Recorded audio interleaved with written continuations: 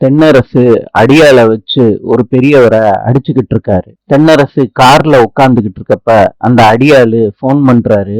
என்னென்ன, உங்களோட தம்பி வந்திருக்காரு.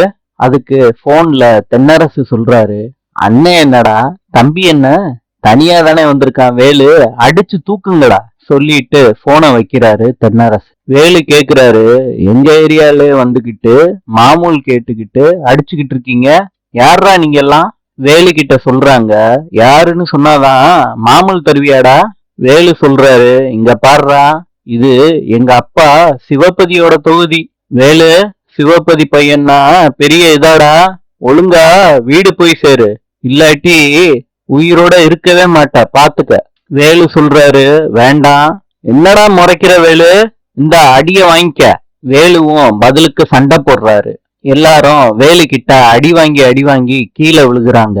அந்த அடியாளு சொல்றாரு, நீ போய் பொருளை எடுத்துட்டு வாடா, வேலுவ இங்கேயே போட்டுடலாம். ஆட்டோல இருந்து பொருளை எடுக்கிறாங்க.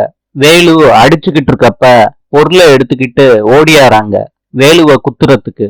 இத தென்னரசு கார்ல இருந்துகிட்டு பாக்குறாங்க. போடுறா அவனன்னு அவங்களே சொல்லிக்கிறாங்க. அப்ப மெய்யநாதன் வேலை விஷயமா அந்த பக்கம் வர்றாரு. வேலுவ ஒரு ஆளு குத்துறத மெய்யநாதன் பாத்துடுறாரு. மாப்பிள்ளன்னு கத்துறாரு மெய்யநாதன். அந்த கத்தி குத்த மெய்யநாதன் வாங்குறாரு. இத பார்த்த வேலு மாமாவை காப்பாத்த ஓடுறாரு. நாளை சந்திப்போம்.